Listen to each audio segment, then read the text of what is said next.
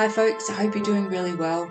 We are continuing our New Testament Bible reading and study through the Gospel of Matthew, and we are now up to chapter 8.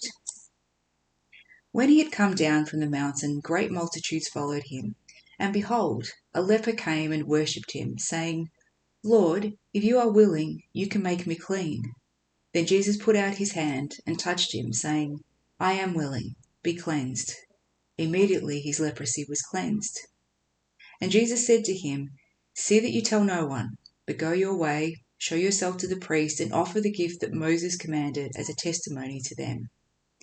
Now when Jesus had entered Capernaum, a centurion came to him, pleading with him, saying, Lord, my servant is lying at home, paralyzed, dreadfully tormented. And Jesus said to him, I will come and heal him. The centurion answered and said, Lord, I am not worthy that you should come under my roof, but only speak a word and my servant will be healed. For I also am a man under authority, having soldiers under me, and I say to this one, Go, and he goes, and to another, Come, and he comes, and to my servant, Do this, and he does it. When Jesus heard it, he marveled and said to those who followed, Assuredly I say to you, I have not found such great faith, not even in Israel. And I say to you that many will come from east and west and sit down with Abraham, Isaac, and Jacob in the kingdom of heaven. But the sons of the kingdom will be cast out into outer darkness. There will be weeping and gnashing of teeth. Then Jesus said to the centurion, Go your way, and as you have believed, so let it be done for you. And his servant was healed that same hour. Now when Jesus had come into Peter's house, he saw his wife's mother lying sick with a fever. So he touched her hand, and the fever left her, and she arose and served them. When evening had come, they brought to him many who were demon-possessed, and he cast out the spirits with a word and healed all who were sick, that it might be fulfilled which was spoken by Isaiah the prophet, saying, He himself took our infirmities and bore our sicknesses. And when Jesus saw great multitudes about him, he gave a command to depart to the other side. Then a certain scribe came and said to him, Teacher, I will follow you wherever you go. And Jesus said to him, Foxes have holes and birds of the air have nests, but the Son of Man has nowhere to lay his head. Then another of his disciples said to him, Lord, let me first go and bury my father. But Jesus said to him, Follow me, and let the dead bury their own dead. Now when he got into a boat, his disciples followed him, and suddenly a great tempest arose on the sea, so that the boat was covered with the waves. But he was asleep. Then his disciples came to him and awoke him, saying, Lord, save us, we are perishing. But he said to them, Why are you fearful, O you of little faith? Then he arose and rebuked the winds and the sea, and there was a great calm. So the men marveled, saying, Who can this be, that even the winds and the sea obey him? When he had come to the other side, to the country of the Gergesenes, there met him 2 demon-possessed men, coming out of the tombs, exceedingly fierce, so that no one could pass that way. And suddenly they cried out, saying, What have we to do with you, Jesus, you Son of God? Have you come here to torment us before the time? Now a good way off from them was a herd of many swine feeding. So the demons begged him, saying, If you cast us out, permit us to go away into the herd of swine. And he said to them, Go. So when they had come out, they went into the herd of swine, and suddenly the whole herd of swine ran violently down the steep place into the sea, and perished in the water. Then those who kept them fled, and they went away into the city and told everything, including what had happened to the demon-possessed men. And behold, the whole city came out to meet Jesus, and when they saw him, they begged him to depart from their region. This is the gospel of the Lord.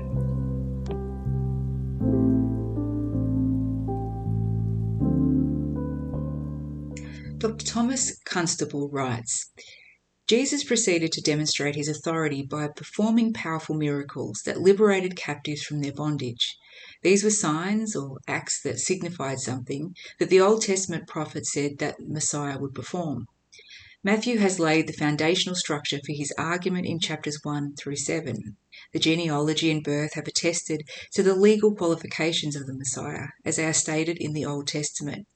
Not only so, but in his birth great his birth great and fundamental prophecies have been fulfilled. The king, according to protocol, has a forerunner preceding him in his appearance on the scene of Israel's history. The moral qualities of Jesus have been authenticated by his baptism and temptation. The king himself then commences his ministry of proclaiming the nearness of the kingdom and authenticates it with great miracles. To instruct his disciples as to the true character of righteousness, which is to distinguish him, he draws them apart on the mountain. After Matthew has recorded the Sermon on the Mount, he goes on to relate the king's presentation to Israel. These 5 chapters from the 8th to the 12th contain therefore the full manifestation of Jehovah Jesus among his people and the rejection of the king. Matthew described Jesus' ministry as consisting of teaching, preaching, and healing. Chapters 5 through 7 record what he taught his disciples, principles of the Messianic kingdom. We have the essence of his preaching ministry in chapter 4, verse 17. Now, in chapter 8 through chapter 9, we see his healing ministry, which confirmed the authority that he claimed in his teaching. He demonstrated authority over human beings, unseen spiritual powers, and the world of nature. Matthew showed that Jesus' ability proved that he is the divine Messiah. He possessed the power to banish from the earth the consequences of sin and to control the elements of nature. The king authenticated his claims by performing messianic signs.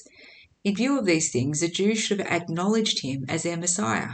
Matthew's purpose was far more than simply to reveal the love of God, as some commentators have proposed. The purpose of Matthew in these 2 chapters is to offer the credentials of the Messiah as predicted in the Old Testament. Matthew did not record Jesus' miracles in strict chronological order. The harmonies of the Gospels make this clear. Matthew's order is more thematic. He also selected miracles that highlight the gracious character of Jesus' signs. As Moses' plagues authenticated his ministry to the Israelites of his day, so Jesus' miracles should have convinced the Israelites of his day that he was the Messiah, the prophet whom Moses predicted would follow him. Moses' plagues were primarily destructive, whereas Jesus' miracles were primarily constructive. Jesus' miracles were more like Elisha's than Moses' in this respect. Matthew recorded 10 instances of Jesus' healing in this section of his book, half of all the miracles that Matthew recorded. Some regard chapters 8, verse 16 and 17 as a miracle distinct from the previous healings in chapter 8, resulting in 10 miracles. Others regard chapter 8, verse 16 and 17 as a summary of the preceding miracles, resulting in 9 miracles. Both explanations have merit, since chapter 8, verse 16 and 17 record that Jesus did other miracles, but it does not narrate one specific miraculous healing. Matthew presented these miracles in 3 groups and broke the 3 groups up with discussions concerning Jesus' authority. The first group of miracles involves healings, the second, demonstrations of power, and the third, acts of restoration. At the end of each group of miracles, Matthew recorded a reaction. Together, the section presents a slice of life out of Jesus' overall ministry. The provision of interludes on discipleship in order to divide the 9 stories into 3 groups of 3 is also closely parallel to the arrangement of the parables of chapter 13 into groups of 3 with intervening explanatory material, an arrangement which is equally peculiar to Matthew among the Gospel writers. This first group of miracle events apparently all happened on the same day. At least that is the impression that Matthew gave. So we have the cleansing of a leprous Jew. This verse is transitional. Great crowds continued to follow Jesus after he delivered the Sermon on the Mount as they had before. Matthew typically used the phrase kai idu and behold is not translated into the NASB version of the Bible and other translations to mark the beginning of a new section in his book, not necessarily to indicate the next event chronologically. The exact nature of biblical leprosy is unknown. Apparently it included what we call leprosy today, Hansen's disease, but involved other skin diseases as well. A leper not only had some loathsome skin disease that made him repulsive to others, but he was also ritually unclean, according to the Mosaic law, because of his condition. This precluded contact with other people and participation in temple worship. The Jews regarded leprosy as a curse from God, and healings were rare, though not unknown. The Jews thought that healing a leper was as difficult as raising the dead. The Jews from the prophecy Asa had a tradition that the Messiah should be a leper. Leprosy is viewed in the Old Testament not so much as a type of sin as of the uncleanness and separation that sin produces.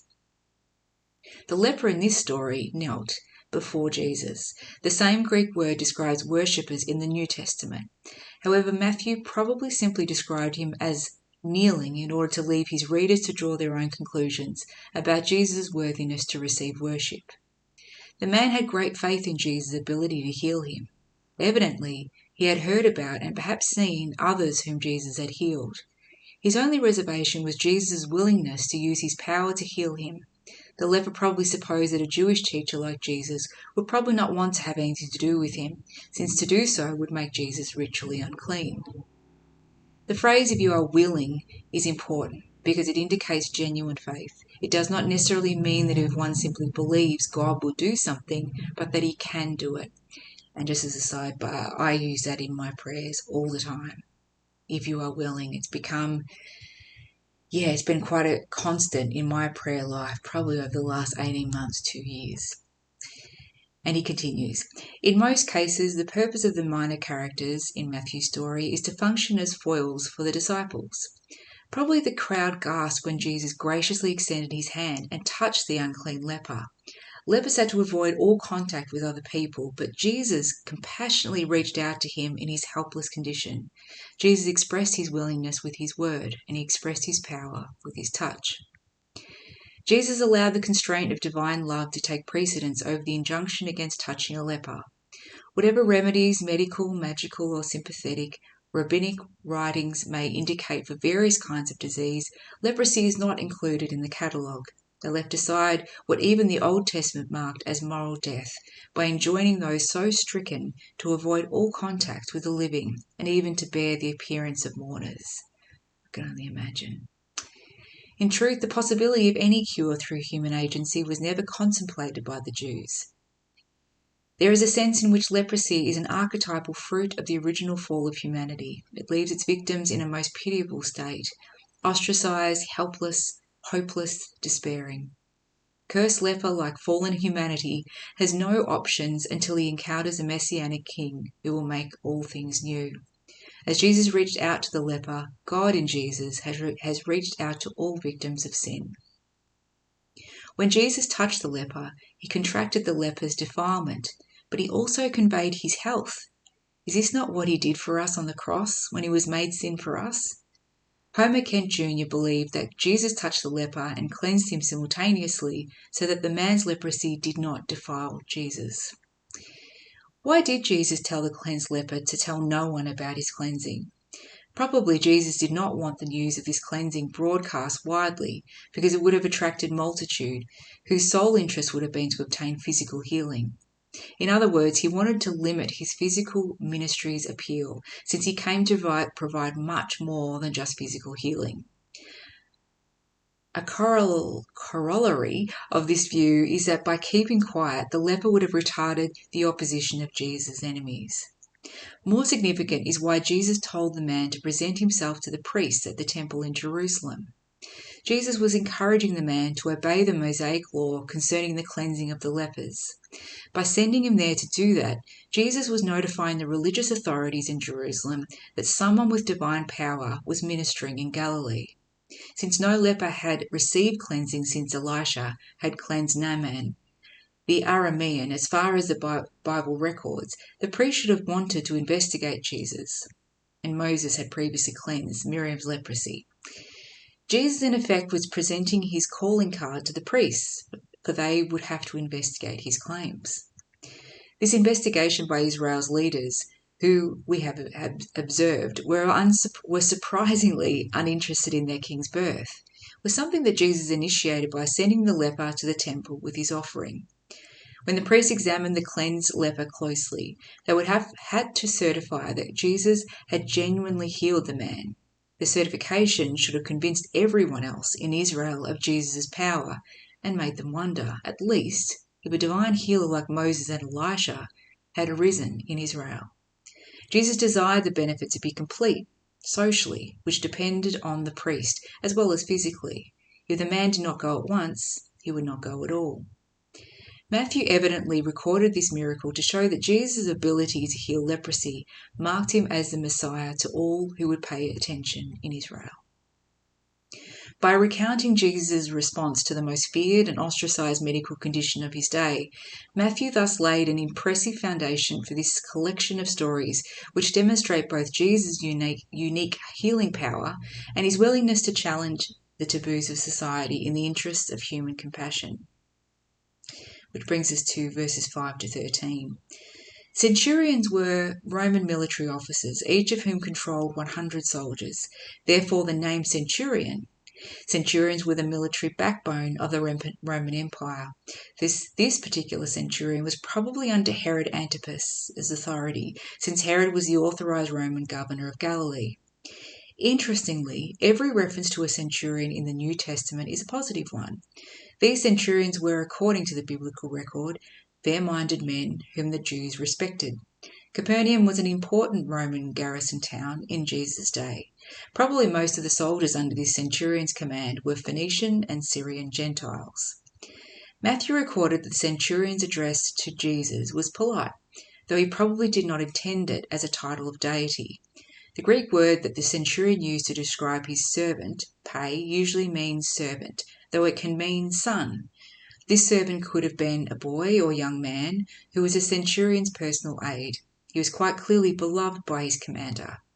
Matthew did not record the cause of the servant's paralysis. Perhaps reports of Jesus' healing of another official's son led this centurion to approach Jesus.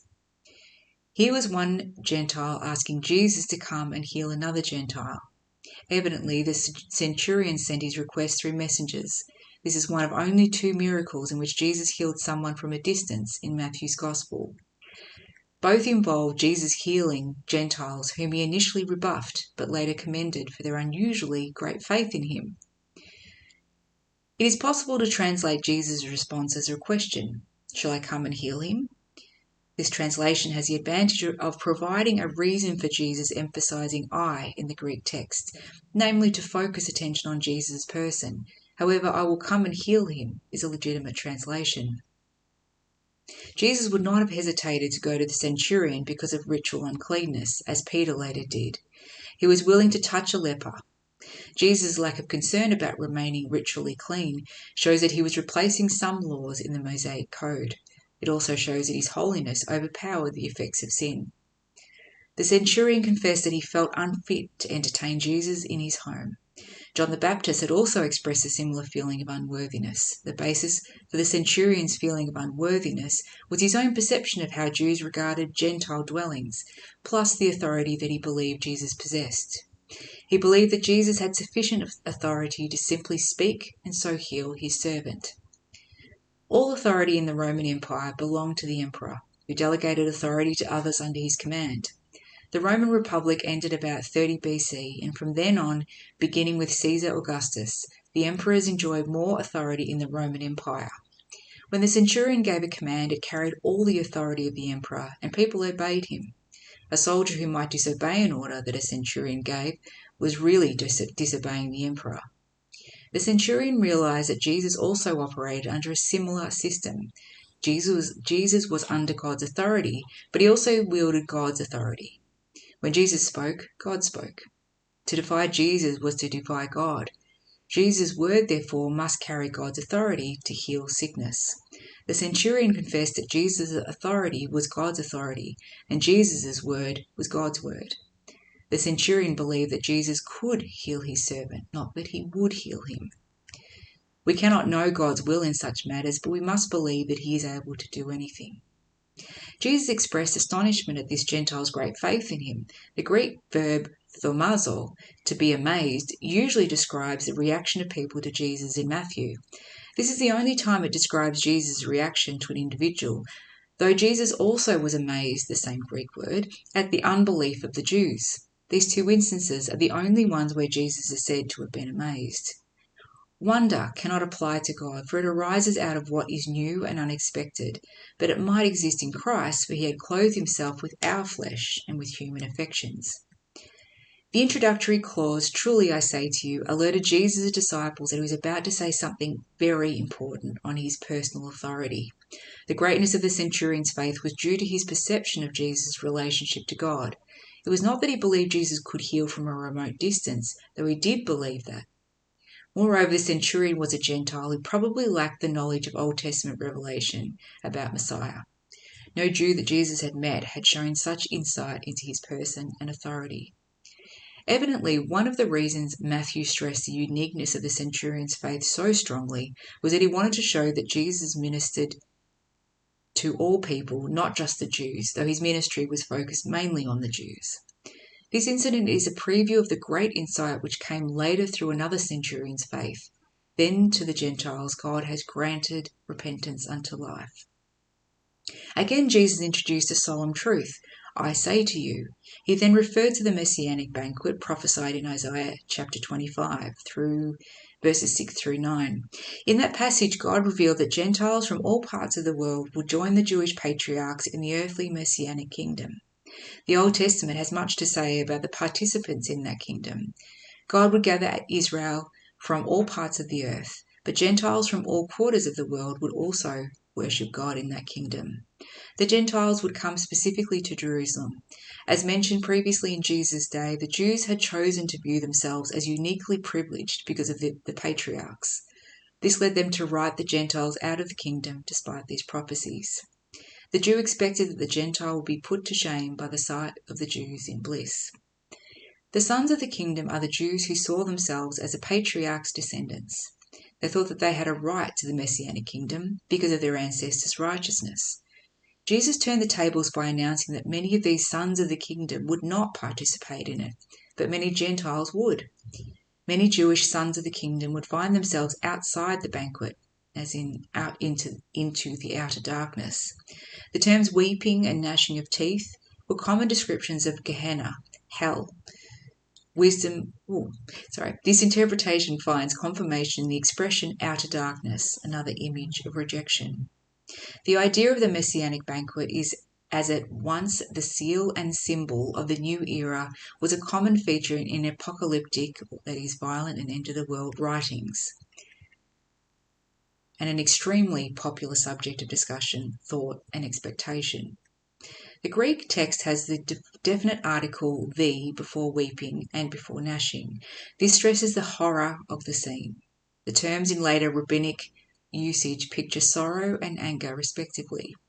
These two passages, together with Luke chapter 13 verse 28, make the words a standard description of the place of torment. Another view of the outer darkness, weeping and gnashing of teeth, is that these terms refer to exclusion from the messianic banquet and regret at the judgment seat of Christ, not eternal punishment. Still another view is that these terms describe an extremely terrible place, not a place of ceaseless physical torment. With his statement, Jesus shocked his hearers by announcing three facts about the messianic kingdom. First, not all Jews would participate in it. Second, many Gentiles would. And thirdly, entrance depended on faith in Jesus, the faith that the centurion demonstrated, not on ancestry. The locus of the people of God will not always be the Jewish race. If these verses do not quite authorize a Gentile mission, they open the door to it and prepare for the Great Commission. A similar statement by Jesus helps us understand what he meant when he said here that he would do for the centurion as he had believed. Jesus did not grant his request because the centurion had great faith or in proportion to his amount of faith. He did so in harmony with what the centurion expected. Jesus did for him what he expected Jesus would do for him. This healing marked Jesus as a Messiah who was under God's authority. The word of the king is authoritative. It is interesting to observe that the Gentile follows a Jew in the sequence of healing events. This is in accord with Matthew's plan of presenting Jesus first as a son of David and then as son of Abraham. Peter and his family were evidently living in Capernaum when Jesus performed the miracle of healing Peter's mother-in-law. Archaeologists have uncovered the remains of a large octagon-shaped church dating to the 5th and 6th centuries AD, which is the Byzantine period, just south of the synagogue in Capernaum. Byzantine architects built octagon-shaped churches as memorial churches over spots where specific activities of Jesus were remembered to have happened. Under the middle of the octagon, archaeologists found remains of a square room that seems to have been used as a house church as early as the late 1st century AD. Many graffiti in Aramaic, Greek, Hebrew, Latin and Syriac, as well as crosses, were scratched into or drawn on the plastered walls of this room. Artifacts such as lamps, fishhooks and Herodian-era coins show that the room was previously used for more mundane purposes. Most scholars agree that the Byzantine Church preserves the location of Peter's house in Capernaum, and that the room below the church was a meeting place of early Christians, perhaps the very room in which Jesus stayed when he was in town. Claims that the house of Peter has been found at Capernaum, based on the find in it of a fishhook, must be regarded with some scepticism, though. People considered fever a disease in Jesus' day rather than a symptom of a disease. The Talmud gives this disease precisely the same name, otherwise known as burning fever, and prescribes for it a magical remedy of which the principal part is to tie a knife wholly of iron by a braid of hair to a thorn bush and to repeat on successive days. And finally, after which the bush is to be cut down while a certain magical formula is pronounced. Fascinating. Jesus healed Peter's mother-in-law with a touch. His touch did not defile the healer, but it healed the defiled.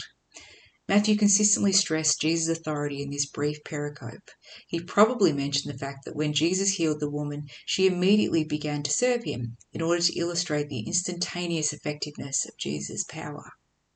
Usually a fever leaves the body weak, but Jesus overcame the weakness as well as the fever and whatever caused the fever. Peter's wife's mother used the gift of her health restored to serve Jesus and to serve others. That is a way in which we should use every gift of God. This miracle shows Jesus' power to heal people fully, instantaneously, and completely. It also showcases his compassion, since the object of his grace was a woman. The Pharisees considered lepers, Gentiles, and women as outcasts, but Jesus showed mercy to them all. By healing a leper who was also a social outcast, a Gentile, and finally a woman, Jesus was extending his grace to people the Jews either excluded or ignored as unimportant. Jewish narrowness did not bind Jesus any more than disease and uncleanness contaminated him. He began with the unfit persons for whom there was no provision in the economy of the nation. That evening, many other people brought their afflicted friends and relatives to Jesus for healing. Officially, the Sabbath ended when 2 stars could be seen in the sky, but there were no clocks to tell the time in those days. That is why the crowd in Capernaum waited until the evening time to come to Jesus for the healing which they knew he could give. In the Jewish intertestamental literature, the writers spoke of demons as responsible for making people ill. Jesus cast out many demonic spirits and healed all who were ill. He had power over every affliction, all who were ill. Matthew noted that Jesus' healings fulfill messianic prophecy. Matthew's citation from Isaiah actually summarized all the healings in this chapter so far. He interpreted Isaiah freely as predicting the vicarious sufferings of Messiah. This was in accord with Isaiah's prophecy concerning Messiah that appears in Isaiah 53.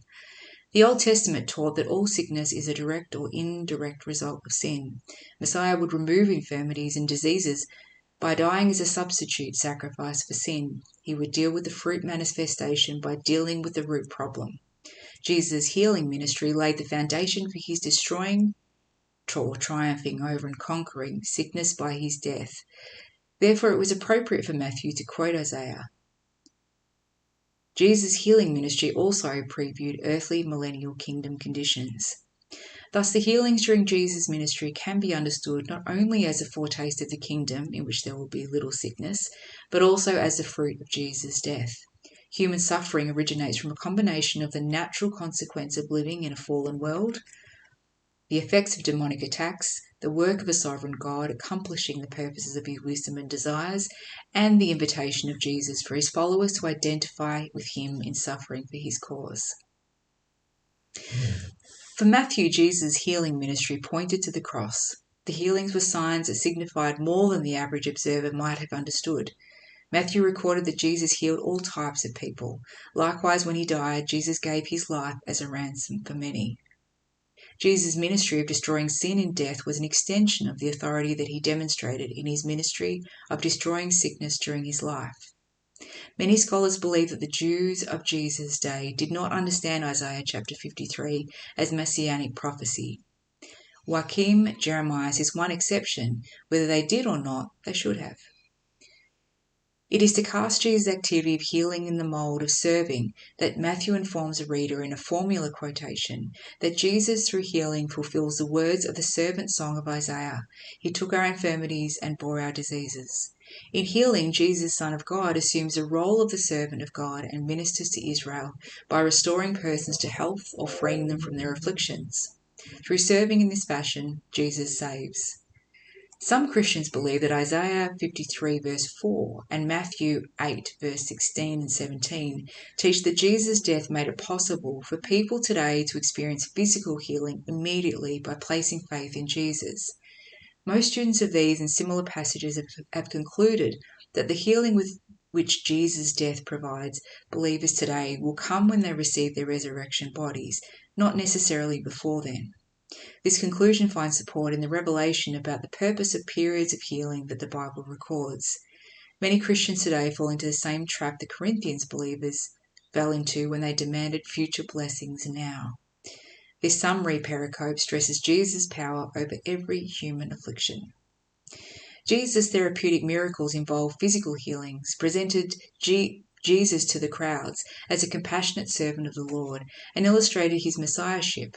His non-therapeutic miracles involve nature, presented Jesus to the disciples as having all authority, and illustrated his deity. Belief in Jesus' messiahship was normally preliminary to belief in his deity. His disciples needed to learn this so that they would rely on his authority for their ministries in the future. Some see great significance in Matthew's deliberate rearrangement of these miracles. Since Matthew did not follow the chronological order, it seems he intended to illustrate the plan of his gospel. Accordingly, the first miracle shows Christ ministering to the Jews. His mighty works bore testimony to his person, but his testimony was rejected. Consequently, he turns to the Gentiles, who manifest great faith in him. Later, he returns to the Jews, represented by the mother-in-law of the apostle to the Jew. He heals her and all who come to him. This third picture is that of the millennium, when the king restores Israel and blesses all the nations. Which brings us to verses 18 to 22. Matthew evidently inserted these teachings about Jesus' authority because they show the nature of Jesus' ministry and the kind of disciples he requires. The king has authority over people, not just sickness. He can direct others as his servants, and they need to respond to him as their king. Verse 18 gives us the occasion for the scribe's statement in verse 19. Our Lord discounted the value of his miracles, that is to say, he never appealed to men by miracle, save as a secondary method. Jesus did not work miracles in order to convince men, and when men impressed by the works of wonder wrought in the material realm wanted to see what other thing he could do, he took ship and left them with a larger intention in his mind. That is, the teaching in their synagogues and proclaiming the gospel of the kingdom. The other side of the lake from Capernaum would have been the eastern side. There was only so much room in the boat, and a scribe wanted to get in with the other disciples. At this time in Jesus' ministry, there were many more than just 12 disciples, though the 12 were an inner circle. As mentioned above, the word disciple does not necessarily identify fully committed followers or even believers. This scribe, a teacher of the law, looked to Jesus as his teacher. He wanted to learn from him. He said that he was willing to follow him anywhere to do so. The designation rabbi and teacher attribute to the person so addressed human respect but nothing more. Hence, in addressing Jesus as teacher, the religious leaders accord Jesus the honour they would accord any teacher, but this is the extent of it. To their mind, Jesus' station is not that of the Messiah, Son of God. His authority is not divine, and they in no sense follow him or have faith in him. Some scholars believe that Matthew consistently belittled the scribes in his gospel. I do not believe that he did, but Matthew's references to the scribes are usually negative. Matthew seems to present everyone who came to Jesus as doing so without prejudice. The issue to Matthew was how various people responded to Jesus. Jesus' reply did not encourage or discourage the scribe. It simply helped him count the cost of following him as a disciple. Jesus was very busy traveling from one place to another as an itinerant preacher and teacher. His healing ministry complicated his life because it attracted crowds that placed additional demands on him. He had no regular home, as most people did, but travelled all over the region. The scribe needed to understand this if he wanted to keep up with Jesus. We should not interpret Jesus' statement, "The Son of Man has nowhere to lay his head," to mean that he was penniless and could not afford shelter at night. His ministry simply kept him on the move. When the object of faith left the earth, when Jesus ascended into heaven, and his presence became spiritual, all occasion for such nomadic discipleship was done away. Jesus called himself the Son of Man. This expression occurs 81 times in the Gospels, 69 times in the Synoptics, and 30 times in Matthew. In every instance except 2, it was a term that Jesus used of himself. In those 2 instances, it is a term used by others who are quoting Jesus. Though it occurs in several Old Testament passages as well as in apocryphal Jewish literature, its use in Daniel is messianic. There, one like a son of man approaches the Ancient of Days and receives dominion, honour, and a kingdom which will not be destroyed. He receives an everlasting dominion which will not pass away, in which all the peoples, nations, and populations of all languages might serve him. By using this title, Son of Man, Jesus was claiming to be the divine Messiah. It is his name as a representative man in the sense of 1 Corinthians chapter 15, as Son of David is distinctively his Jewish name and Son of God his divine name. Our Lord constantly uses this term as implying that his mission, his death and resurrection, and his second coming transcend in scope and resolve all merely Jewish limitations. However, most of Jesus' hearers probably did not associate this title with a messianic claim when they first heard it. Many of them were probably not well enough acquainted with Daniel and to understand its meaning, or they just did not draw an obvious conclusion. Many who may have understood its significance probably held a concept of Messiah that their rabbis had distorted. Furthermore, the other Old Testament references to the Son of Man were not messianic. For example, David used the term to refer to man generically. Asaph used it to describe Israel. In the book of Ezekiel, it is a favourite term that God used when he addressed Ezekiel personally, in order to stress the prophet's frail humanity. God used this term many times in the Old Testament to stress the difference between frail, mortal human beings and God himself. Jesus' use of the title combined both the messianic and mortal aspects. He was both the Messiah King and the suffering servant of the Lord. Some who heard him use this title probably did not know what it meant. Others understood Jesus' claim to messiahship, and others thought he was simply referring to himself in a humble way. The Son of Man is not of the nature of a Christological title, the purpose of which is to inform the reader of who Jesus is. Instead, it is a self-designation that is also a technical term, and it describes Jesus as the man or the human being, this man or this human being, earthly, suffering, vindicated. It is in public or with a view to the public or world, that Jews and Gentiles, but especially opponents, that Jesus refers to himself as a Son of Man. Through his use of this self-reference, Jesus calls attention for one thing to the divine authority that he exercises now and will also exercise in the future, and for another thing to the opposition that he must face. And should the question be raised as to who this man Jesus is, the answer is, as Peter correctly confesses, that he is the Son of God. It seems that the reason why Jesus found this title convenient is that having no ready-made titular as a title, connotations in current usage, it could be applied across the whole range of his uniquely paradoxical mission of humiliation and vindication, of death and glory, which could not be fitted into any pre-existing model.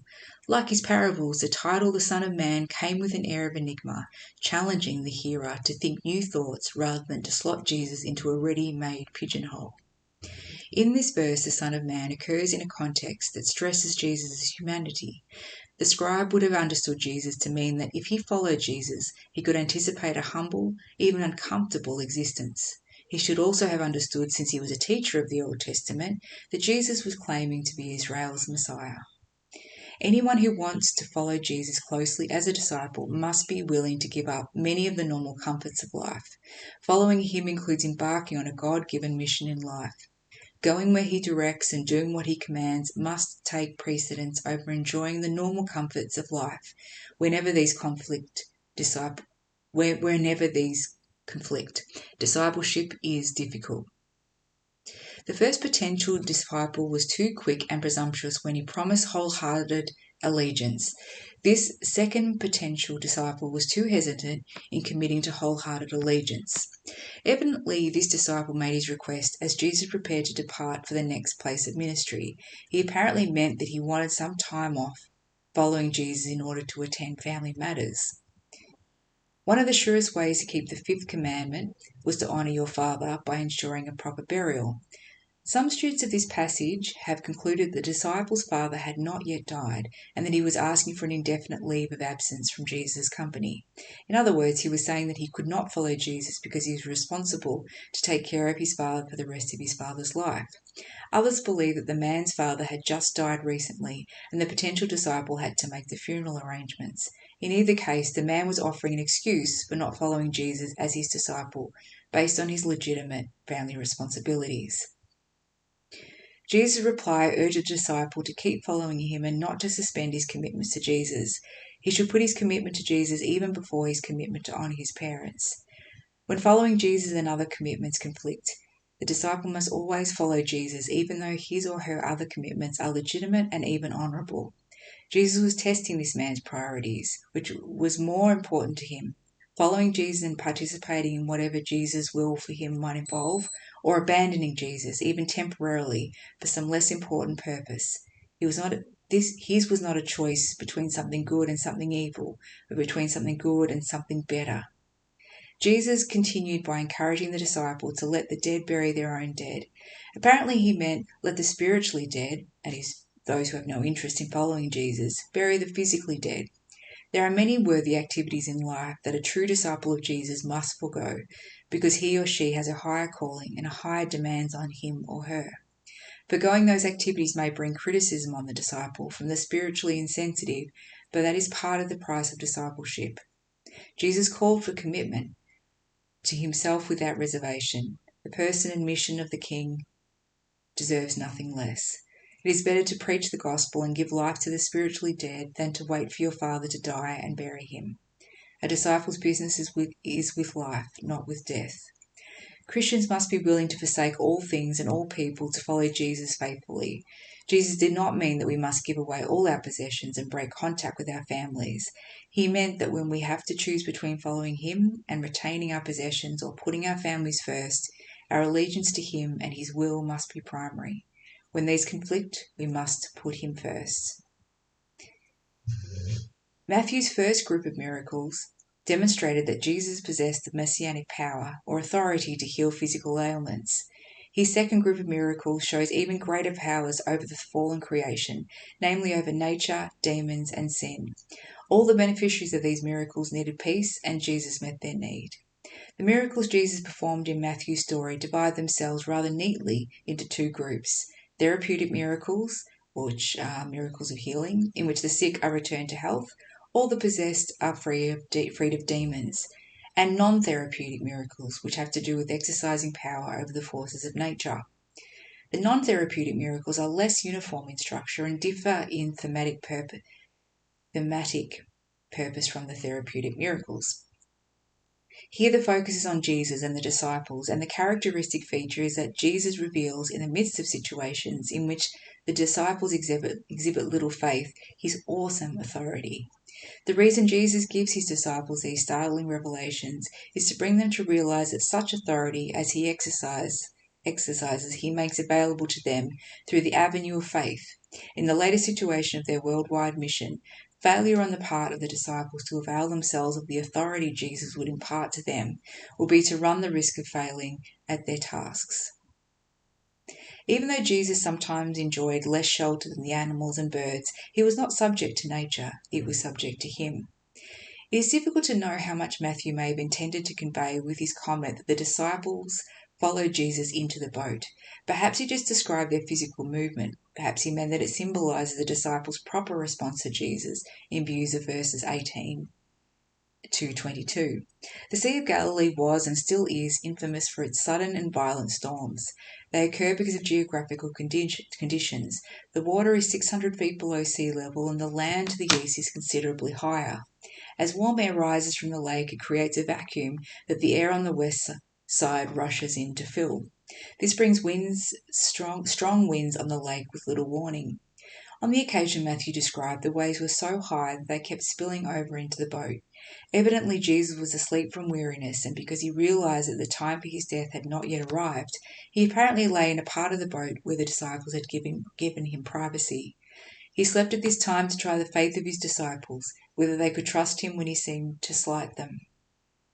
The word Matthew used to describe the boat could fit a boat of many different sizes. However, it is probable that this was a fishing boat that carried at least a dozen or more people, plus fish, across the lake. Matthew probably would have used a different Greek word if it was a larger boat. If the 1st century AD boat recovered from the mud of the northwest shore of the Lake of Galilee in 1986, now preserved in Yigal Alon Centre at Ginosar, so sorry about the pronunciation, is typical of the normal working boats of the period. Its dimensions, 8.2 metres long by 2.35 wide, about 26.5 feet by 7.5 feet, would suggest that the boat might be overcrowded with more than 13 people. In spite of the storm, Jesus continued to sleep. Finally, the disciples realized their inability to cope with the situation and called on Jesus to save them from drowning. They obviously thought he could do something to help, at least bail or at least perform a miracle. They had seen him perform many miracles. However, their reaction to his help reveals that they did not really appreciate who he was or the extent of his authority. Jesus did not rebuke his disciples for disturbing him, but for failing to trust him as they should have. He said they had little faith. Wherever Matthew used this word in his gospel, it always reflects a failure to see below the surface of things. Faith in Messiah and fear are mutually exclusive. Therefore, the disciples should not have been afraid. Even though the disciples believed that Jesus could help them, they did not grasp that he was the Messiah who would die a sacrificial death for their sins. How could the divine Messiah whom God had sent die in a storm before he had finished his messianic work? It was impossible. The life of discipleship is susceptible to bouts of little faith. Such little faith is not to be condoned. Nevertheless, Jesus does not abandon his disciples at such times, but stands ever ready with his saving power to sustain them so they can in fact discharge the mission he has entrusted to them. The sea became perfectly calm. His disciples, who were seasoned fishermen, had been through some storms on this sea that had suddenly ceased, but after the wind would pass, the waves would continue to chop for a while. Compare the story of Jonah, who also had to be awakened during a storm at sea. However, rather than praying for God's help, as the sailors called on Jonah to do, Jesus used his own authority to still the sea. A person greater than Jonah was here. The disciples expected help, but they were unprepared for the kind of deliverance that Jesus provided. It was a much greater salvation than they had hoped for. Jesus' ability to calm the wind and water with a word made it clear that he had greater powers than these disciples had witnessed previously. This is the first nature miracle that Matthew recorded Jesus doing. What kind of a man is this, they asked. Who was he? The reader of Matthew's Gospel knows better than the disciples did. He is a virgin-born Messiah, God with us, come to provide salvation and to rule as King. While the disciples were men, Jesus was a different type of man, the God-man. Psalm 65 and verses 5 and 6, etc. Through 30 attributes the stilling of seas to God, and Psalm 89 predicted that the ideal king would be able to do this. The Israelites viewed the sea as an enemy that human beings could not control. Throughout the Old Testament, it epitomizes what is wild, hostile, and foreboding. It stood for their enemies in some of their literature. Jesus' miracle also taught this secondary lesson. He was a man exercising dominion over the sea, which dominion God had appointed to man before the fall. Jesus must be the second Adam. The incident is related not primarily for the sake of recording a miracle, but as an instance of the subduing of the power of evil, which was one of the signs of the nearness of the kingdom. The symbolic application of this occurrence is to striking to have escaped general notice. The Saviour, with the company of his disciples in the ship tossed on the waves, seemed a typical reproduction of the ark, bearing mankind on the floor, and a foreshadowing of the church tossed by the tempests of the world, but having him with her always. In this incident, Matthew again presented Jesus as both man and God. As man, he slept in the boat. As God, he calmed the sea. As man, he suffered, but as God, he ruled. This pericope indicates Jesus' power to fulfill the prophecies of Isaiah.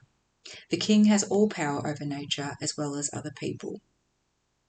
The central theme of the incident with the deliverance of a demoniac in Gadara is Jesus' authority over evil spirits. Though Matthew previously mentioned Jesus' reputation as an exorcist, this is the first of 5 exorcisms that he narrated. Gadara was a regional capital of the Decapolis area that lay southeast of the Sea of Galilee. Its population was strongly Gentile. This may account for the presence of many pigs there. The Gadara region stretched west to the Sea of Galilee. This was the country of the Gadarenes.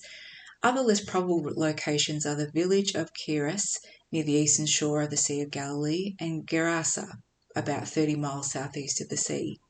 Mark and Luke mention only one man who was demon-possessed, but Matthew said that there were 2. Mark and Luke evidently mentioned the more prominent one. Perhaps Matthew mentioned both of them because of the testimony of 2 witnesses was valid in Jewish courts, and he wrote for Jews originally. The Jews believed that demonic spirits could and did take over the bodies and personalities of certain individuals. Matthew reflected this view of the spirit world. A literal reading of Scripture leads to the same conclusion. Demons are fallen angels who are Satan's agents. These demoniacs lived lives of terror among tombs, away from other people, in a place, a graveyard, that rendered them ritually unclean in Judaism, which meant that they could not participate in the corporate worship of the Israelites. They were so violent that other people stayed away from them. The demons within these men hated and feared Jesus. They recognized him as Messiah, calling him by the messianic title, Son of God. The disciples in the boat did not appreciate who he was, but the demons taught them. The demoniacs may have known Jesus from previous contact, but probably the demons had asked the first question through the demoniacs.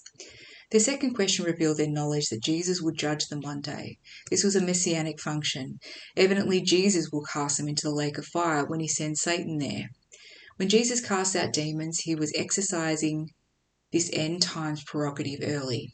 These demons asked to be planned to judge or torment them right then and there. He had cast out other demons recently. Here it probably refers to the earth, where demons have a measure of freedom to operate, rather than to that particular locale. They who struck terror into the hearts of others were now the victims of fear themselves. As James had occasion to remark, the devils also believe and tremble. The presence of many pigs may have been due to Jewish disobedience to the Mosaic law, since for Jews pigs were unclean. However, this is unlikely, since the Jewish leaders were very particular about such flagrant violations of the law. Probably the pigs belonged to Gentiles who lived in large numbers in the Decapolis, where this story takes place. The demons may have requested asylum in the swine because they hated the creatures, and or because they wanted to stir up trouble for Jesus. If they might not be suffered to hurt men in their bodies, they would hurt them in their goods, and in that too they intend to hurt their souls by making Christ a burthen to them, or burden. Perhaps they wanted to grasp at one last chance to avoid confinement in the abyss. Demons do not like to be homeless. We can construct a statement of faith from the words of the demons. Demons do have faith. They believed in the existence of God and the deity of Christ, as well as the reality of future judgment. They also believed in prayer. They knew Christ had the power to send them into the swine. Why did Jesus allow the demons to enter the swine, destroy the herd, and cause the owners considerable loss? Some commentators solve this puzzle by saying that the owners were disobedient Jews whom Jesus judged. That is possible, but the answers to these questions were outside Matthew's field of interest. They are probably part of the larger scheme of things involving why God allows evil. As God, Jesus owned everything and could do with his own as he pleased. These details do, however, clarify the reality of the exorcism and the destructive effect of the demons. If God has appointed so many animals daily to be slaughtered for the sustenance of men's bodies, he may also be pleased to destroy animal life when he sees fit for the liberation or instruction of their souls. Jesus was ready to sacrifice the less important of God's creatures in the interest of the highest. He came to save men and women, and only men and women. The pig stampede testified to Jesus' deliverance of the demoniacs. We can observe from the reaction of the citizens that they preferred pigs to persons, swine to the Saviour. They valued the material above the spiritual. But the swine, by stampeding into the waters, thwarted whatever purpose the demons may have entertained. What happened to the demons? Matthew did not tell us. Probably wanted to impress us with Jesus' power over them and not detract us by making them the central feature of the incident. Perhaps they went into the abyss. For the first time, Matthew mentioned that other people were observing what was going on. The herdsmen of the pigs saw it and proceeded to hurry into the city and report everything that had happened, including the fate of their pigs and the exorcising of the demons from the demoniacs. Their report drew the whole city out in order to meet Jesus. On an earlier occasion, the testimony of a Samaritan woman drew the people of a Samaritan city out to meet Jesus. The result was that many of the Samaritans believed in him. They asked him to stay with them, and he stayed there 2 days, and many more believed because of the word. But the response to Jesus in this country of the Gadarenes was negative. They pleaded with him to leave their region. All down the ages, the world has been refusing Jesus because it prefers the pigs. This is the first instance in Matthew of open opposition to the Messiah. Matthew will show it building from here to the cross. Charles Ryrie listed 12 more instances of Jesus being repudiated that Matthew recorded. This dramatic incident is most revealing. It shows what Satan does for a man, robs him of sanity and self-control, fills him with fears, robs him of the joys of home and friends, and if possible, condemns him to an eternity of judgment. It also reveals what society does for a man in need, restrains him, isolates him, threatens him, but society is unable to change him. See, then, what Jesus Christ can do for a man whose life, within and without, is bondage and battle. What Jesus did for these 2 demoniacs, he will do for anyone else who needs him. Demon possession is very common in Africa today. The influence of centuries of rationalism has left many Europeans and Americans reluctant to accept the possibility of demon possession. They explain it away using modern theories of psychology and psychoanalysis. We in Africa do not have any such difficulties with the idea, and apparently neither did Jesus and his disciples. They recognized that some people were unfortunate slaves to foreign spirits. Casting out demons was a major part of the mission of Jesus and his disciples. This incident shows Jesus fulfilling such kingdom prophecies as Daniel chapter 7 verse 25 through 27, chapter 8 and through 25. As Messiah, he is the judge of the spirit world as well as humankind, and the supernatural world as the natural world. He has all power over demons as well as nature. This is a story about power, not about mission. And that was a big, meaty commentary from Dr. Thomas Constable, and if you've kept up all the way to the end, I do applaud you, and I'd encourage you perhaps to go back and listen to different parts of this as well, because as with pretty much every Bible verse, but in particular the Gospels, there's a huge amount to unpack. So I do pray that God's word and obviously the commentary just settles in your heart and that you bathe in it daily. And of course, as always, I'll pop the link to this particular commentary in the show notes.